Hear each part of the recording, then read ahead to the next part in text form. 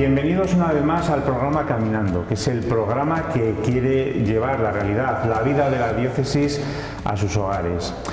Hoy estamos en el principio de curso, por eso hoy vamos a hablarles de la programación pastoral de la diócesis 2022-2023.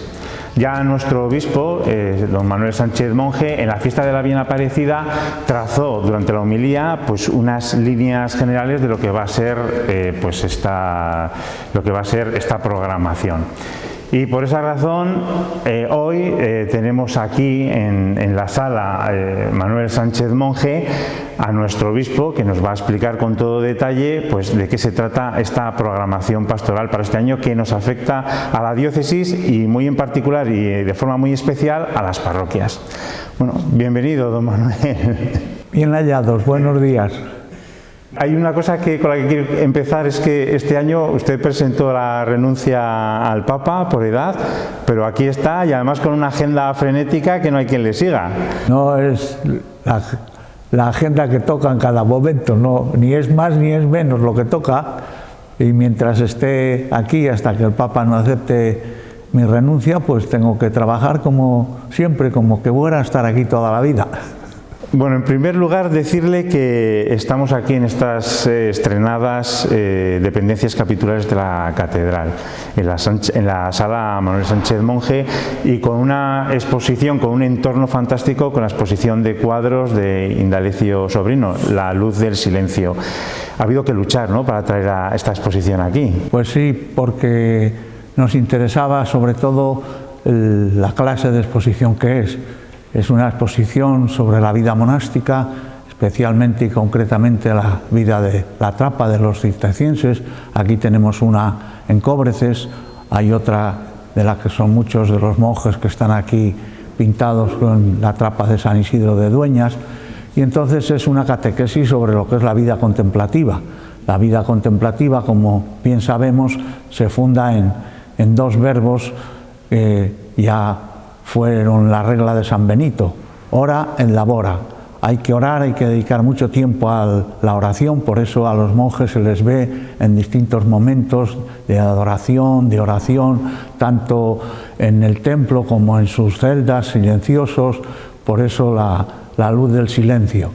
Y también porque el pintor, don Indalecio, pues tiene un particular don para las figura humana, y sobre todo para en esta exposición destacar que los monjes no tienen solamente una luz exterior, sino que la luz de dentro, que es la luz de Cristo, se trasluce en sus rostros, en sus gestos, en sus miradas, y por eso lo ha titulado maravillosamente La luz del silencio.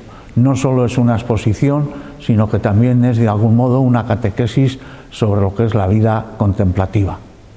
Una exposición que desde aquí recomendamos ver porque es una auténtica maravilla.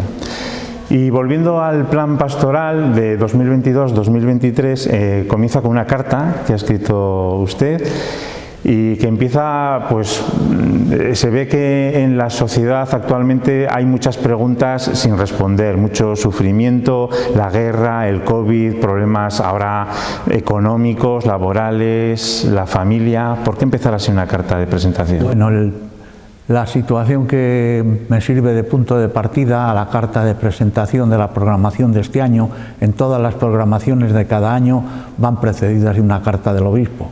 Entonces este año la he titulado Recuperar la pasión por evangelizar, porque noto que un poco a todos, también a los católicos, también en nuestros ambientes eclesiales y diocesanos, pues se traduce el cansancio, el agobio. Han sido unos años con restricciones y luego, pues si esto era poco, lo de la pandemia, que ya era mucho, pues la guerra, la situación económica que estamos viviendo, las amenazas que nos van advirtiendo que van a venir enseguida.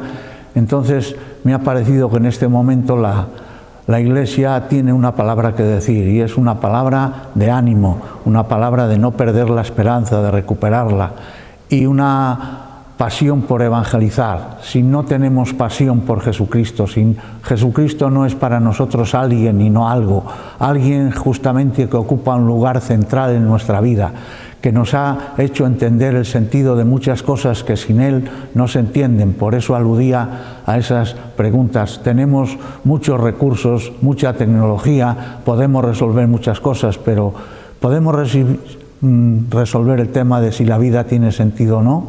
¿Podemos hacer frente a una enfermedad como un cáncer solamente con recursos tecnológicos y acudiendo a la ciencia, o tenemos que acudir también a otras cosas? Cuando un matrimonio se rompe y con todo lo que lleva consigo para la pareja, para los hijos, todo eso, ¿no tendríamos que buscar algo o alguien que nos ayude a soportar y a vivir y a recuperar esperanza en esas ocasiones?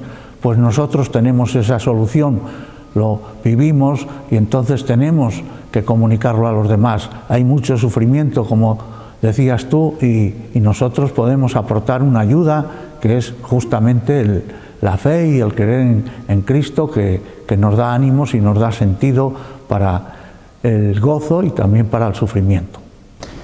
Bueno, esas palabras de entusiasmo, ¿no?, que usted dice se concretan en este plan pastoral, que evidentemente no está improvisado, que lleva un trabajo de la Asamblea de Laicos, de la fase diocesana del Sínodo, del Consejo Pastoral, el Consejo Presbiteral. Vamos, un plan bastante pensado, ¿no? Pues sí, porque todo eso se hizo a final de curso, revisando la programación anterior y por otra parte pues ya abriendo perspectivas para la de este curso. Y lo que hay ahí está sacado un poco de las aportaciones de tanta gente como componemos sacerdotes, religiosos, laicos, los diversos consejos, especialmente el Consejo de Pastoral y luego los sacerdotes, el Consejo Presbiteral. También todos los trabajos del tema de la sinodalidad que nos propuso el Papa Francisco, pues el trabajar juntos, el trabajar en común, el escucharnos unos a otros, el juntos tratar de escuchar cuál es lo que Dios nos pide en este momento histórico concreto, y por eso hemos querido este año pues fijar la atención de una manera especial en algo muy concreto como son las parroquias. No vale solo hay que evangelizar, hay que poner en la diócesis en plan de misión como quiere el Papa Francisco y ya lo propuso en la Evangelii Gaudium, que es su programa pastoral, sino que eso tiene que llegar a cada parroquia, que cada parroquia tiene que intentar de alguna manera no cerrarse en sí misma, sino salir, comunicar a otros el gozo de la fe, la alegría y el entusiasmo que se puede experimentar cuando uno descubre la perla preciosa y el tesoro escondido que es el Evangelio y que es la fe y es Jesucristo. Bueno, efectivamente, de lo que la semana pasada tuvieron lugar las jornadas diocesanas de formación en Corbán y se hablaba pues de eso, de romper esa inercia que a veces se están convirtiendo las parroquias, o incluso he oído decir que son dispensadoras de sacramentos, y todo esto hay que convertirlo en parroquias misioneras. Sobre todo es el siempre se ha hecho así. Esa frase que nos justifica de seguir haciendo lo mismo siempre, aunque no se vean los resultados. La sociedad ha cambiado y ha cambiado vertiginosamente y profundamente. El hombre de hoy no es lo mismo que el hombre de antes de ayer. Entonces no podemos evangelizar con los métodos y con las formas que antaño nos daban resultado. La gente no viene a nuestros centros de culto, entonces tendremos nosotros que salir, que es lo que ha insistido el Papa Francisco desde que empezó el pontificado. Hay que ser una iglesia en salida, hay que ser unas parroquias que se fijan en los que no vienen, en que al que viene y viene por primera vez se le acoge, se le pregunta, se le da una pista para que le necesitamos, que puede aportar y que se puede enriquecer viviendo la fe en una comunidad cristiana. Eso es lo que le quería preguntar. Tengo aquí el plan pastoral que cualquiera lo puede consultar y que es público, y además que es que hay que consultarle. Y empezar con la iniciación cristiana. ¿Esto cómo se concreta? ¿En qué actividades, qué servicios presta la Iglesia para hacer llevar la persona de Cristo a la gente? Bueno, tratamos de hacer cristianos adultos, cristianos responsables, cristianos misioneros. Hay una un díptico, discípulos misioneros, que ya nos suena mucho porque lo hemos repetido, lo venimos repitiendo. Entonces queremos hacer discípulos de Cristo. Esto no se hace en un día, esto es un proceso. Y entonces ese proceso ya tiene sus pasos bien marcados, se pusieron y se consensuaron en el encuentro del convenio de seglares que hubo en Madrid, y entonces allí se ha dicho que hay que empezar por el primer anuncio, hay que anunciar a Jesucristo, luego ya vendrá a anunciar a la Iglesia, anunciar la Trinidad, anunciar los sacramentos, pero primero la persona de Cristo, favorecer el encuentro personal con Cristo, que Cristo les toque el corazón, que les llene de alegría, que les dé entusiasmo, y a partir de ahí viene ya la otra fase, que es el acompañamiento. Un primer anuncio es breve relativamente, aunque se extienda durante un año, porque a los alejados no se les puede hacer. Pero, don Manuel, antes de pasar ese acompañamiento, ¿hay herramientas para esa iniciación? Pues sí, ya las estamos poniendo en práctica en la diócesis. Llevamos algún tiempo antes de la pandemia, ahora las estamos recuperando. Hay muy diversas. Para los que están más alejados de la Iglesia hay que seguir un proceso más lento, y para eso están las cenas alfa, que duran pues a lo largo de un mes, un día a la semana. Hay otro instrumento, otra herramienta de nueva evangelización, que son los retiros de Emaús, que eso es un fin de semana. Hay también dentro de esta línea de Emaús para jóvenes, EFETA. Hay también otro movimiento y otra herramienta que es para los adolescentes, que se está poniendo también en práctica aquí en algunas parroquias. Como veis, hay diversidad de cosas y para edades diferentes.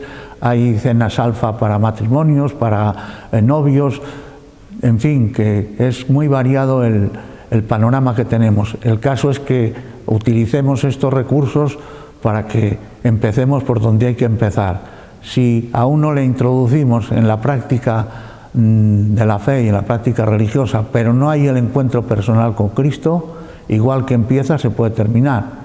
Y entonces hay que poner bien las bases. Y luego está este acompañamiento, una vez que, como decía Benedicto XVI, que hace falta ese encuentro real con una persona que es Cristo, está el acompañamiento. ¿Qué herramientas tenemos para el acompañamiento? Bueno, pues para el acompañamiento hay ya muchas cosas escritas sobre el acompañamiento, y hay muchos acompañamientos: el acompañamiento vocacional, el acompañamiento a los enfermos, el acompañamiento en el duelo, el acompañamiento de matrimonios y familias, pero hay también uno que es especialmente este acompañamiento espiritual. Uno que empieza a vivir la fe, empieza un proceso y poco a poco pues va avanzando y se le ayuda a abrirle caminos. Unos los intuye él con la ayuda del Espíritu, porque el Espíritu Santo le tenemos todos los bautizados. Otros hay que indicarles por dónde puede caminar. Puede haber estancamientos, puede haber retrocesos, y entonces en ese acompañamiento se va ayudando a que se superen esas fases y que sea pues un crecimiento en la fe y una maduración en la fe. Bueno, hablando de acompañamiento, el último libro, ¿no?, que ha publicado sobre acompañamiento, que además usted, que se puede leer muy bien porque no de un tirón, sino cada tema va por bloques, vamos, es muy interesante en ese sentido. No quería hacer propaganda, pero ya veo que estás pagado. Sí, sí. Bueno, después sí, del acompañamiento viene la formación. Eso, la formación. Porque lo que se puede dar en un fin de semana o en un mes, pues es un poco lo mínimo. Sí. Luego hay que formarles, y también el proceso termina cuidando especialmente la inserción en la vida pública. El cristiano no se forma para vivirlo él solo en el recinto de su familia, de sus amigos, sino para ir a la plaza pública, a la gente, estén en cualquier situación que estén.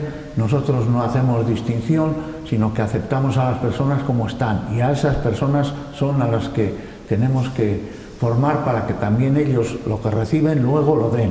No se puede recibir y disfrutarlo uno personalmente y ya quedarse tranquilo, sino que tenemos que comunicarlo a los demás. Y bueno, esa vida pública es muy interesante porque da respuesta también a esos grandes problemas que tiene la gente, ¿no? Que el cristiano se inserte en la vida pública. Todo esto que comentábamos al principio, ¿no? Este dolor, estos dramas que vivimos, el cristiano tiene mucho que decir, ¿no? Pues sí, y es importante también esto recuperar, porque de algún modo hay una tendencia que ya viene de lejos, no es de ayer ni de antes de ayer, pero como que la Iglesia ya no tuviera nada que decir, el mensaje cristiano ya está agotado, ya ha dado todo lo que tenía que dar de sí, por lo tanto hay que ir a buscar otras cosas y otros planteamientos.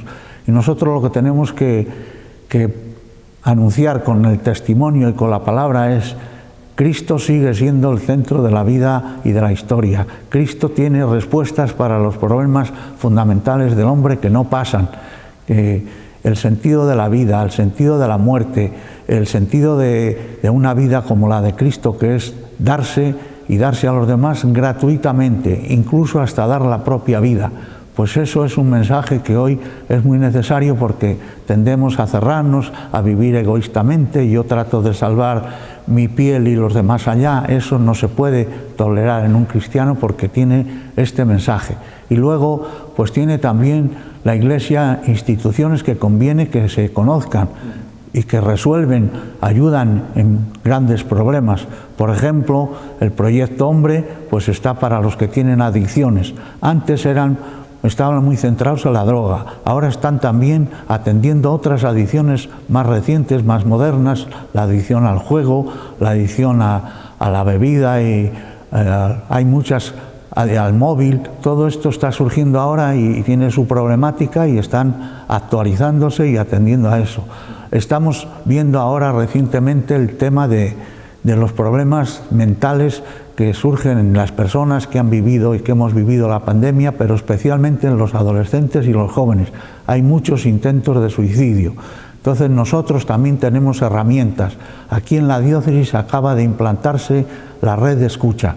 Muchas personas toman esas decisiones porque no tienen con quién hablar, porque no pueden echar un poco lo que llevan dentro, que les está ahogando, y por eso intentan estas soluciones tan drásticas.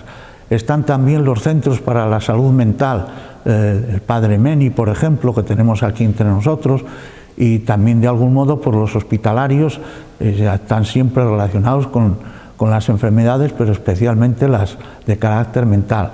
Todo esto son recursos que la Iglesia pone en esta situación para que también puedan ser usados y puedan resolver los problemas que tenemos.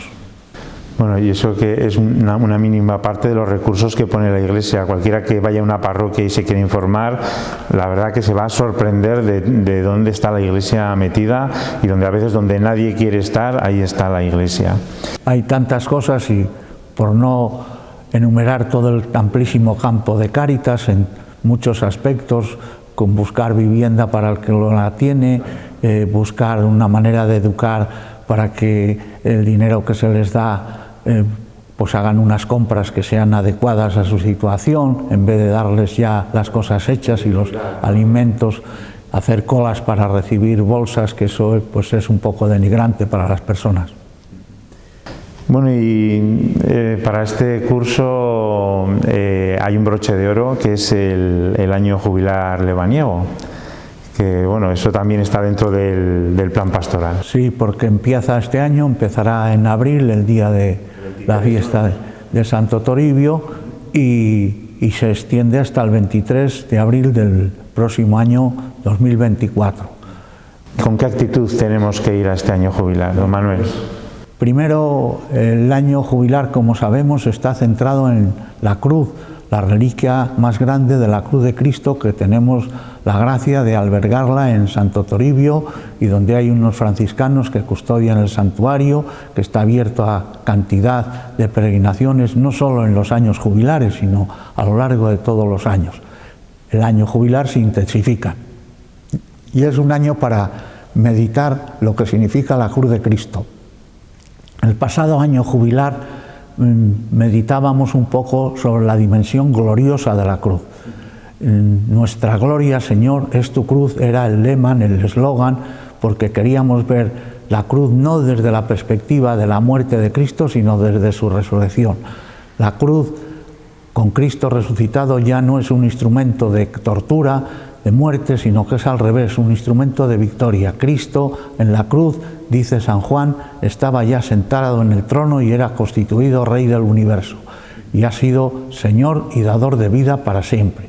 Este año vamos a dedicarlo un poco más a otro aspecto de la cruz, que es la cruz como marca, como sello. Hay cosas, en los libros ponemos un sello para decir que son propiedad de un señor o que de una biblioteca.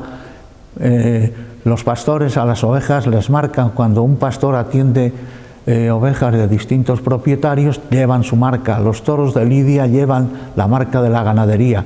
Nosotros estamos marcados por la cruz de Cristo. Eso es lo que indica que somos propiedad suya, ovejas de su rebaño. Entonces, experimentar el que yo soy del Señor, yo pertenezco a Él es mi pastor, Él se cuida de mí. Aunque camine por cañadas oscuras, nada temo, porque tú vas conmigo y tu vara y tu callado me sosiegan. Estar marcados por la cruz de Cristo es lo que vamos a meditar y lo que vamos a ayudar a que todos los peregrinos vayan con este mensaje, que pertenecen a alguien que se cuida de ellos, que no están abandonados y que no se puede ceder a la desesperación. Además, tenemos esa gran fortuna de poder tener la reliquia más grande de la cruz de Cristo, que le diré que una vez entrevistando a una familia, un niño de 10 años nos lo decía, y no sabemos la suerte que tenemos de tener aquí en Cantabria la reliquia más grande de la cruz de Cristo, un niño de 10 años. Pues sí, es una gracia grande y un regalo que Dios nos ha hecho a través de la historia. La cruz ha venido hasta Santo Toribio. Y entonces, pues es también una misión que nosotros tenemos, dar a conocer los diversos mensajes que nos trae la cruz del Señor, porque es una amplitud grande de mensajes, no es solo uno. Como vemos, el año jubilar anterior insistimos en una cosa, este año vamos a insistir en otra faceta, pero hay muchas. La cruz es el árbol de la vida, la cruz es pues la fuente de nuestra salvación, y todos esos aspectos conviene irles desgranando, pero uno por uno, porque son lo suficientemente importantes como para dedicar nuestra reflexión y nuestra oración durante un año especial. Bueno, don Manuel, decíamos que estamos aquí en un entorno incomparable con la exposición de cuadros de don Indalecio Sobrino. Pero bueno, yo sé que a usted le gusta escribir, que ha escrito un montón de libros, artículos en prensa, pero la pintura, ¿qué tal? Porque no le ha dado alguna vez por dibujar, aunque sea de pequeño, tuvo esa afición. Pues yo creo que los únicos dibujos que he hecho han sido los que me obligaron a hacer en la escuela, y he visto que ese no es mi campo. Y luego también en lo de la escritura y la lectura, pues he tenido mucha suerte por tener un profesor que me inició en todo esto. Yo siempre cuento una anécdota familiar. Mi madre, cuando hacía primero, segundo y tercero de latín y humanidades en el seminario menor, pues me decía que ¿por qué no leía algo? Por lo menos tebeos como mis primos. Pero cuando hice cuarto y quinto con un profesor de literatura que me inculcó la afición a leer, saborear lo que se lee, me explicó la historia de la literatura de otro modo muy distinto a como se explicaba entonces. No era saber solo nombres de autores y nombres de los libros que han publicado, sino su ambiente histórico, cultural, que es lo que aporta cada uno de ellos. Pues todo esto me llevó a que mi madre me tuviera que decir: es que no hay otra cosa donde gastar el dinero más que en libros. Como ves, un profesor bueno puede hacer milagros. Sí, esa labor tan importante, ¿verdad? Don Manuel, muchísimas gracias por haberse acercado aquí a este espacio de Caminando y para dar a conocer estos itinerarios, este plan pastoral para este año 2022-2023. Pues muchas gracias. Nada, como veis, el trabajo es grande, tenemos muchos campos donde trabajar, y ojalá pues cada una de nuestras parroquias diese por lo menos un pequeño paso en el sentido de ser misioneros, de comunicar lo que nosotros vivimos, y para eso tratar de vivirlo intensamente. Si uno no cultiva la amistad con Cristo y no se enamora de Él, difícilmente lo va a comunicar con garra, con ganas, con alegría. Eso, don Manuel, que empecemos con pequeños pasos, aunque el camino es largo, se empieza siempre con un paso. Y a ustedes, pues muchas gracias por dejarnos entrar en sus hogares y bueno, pues ya conocen este plan pastoral y hay que empezar a caminar. Muchas gracias y les esperamos en el próximo programa.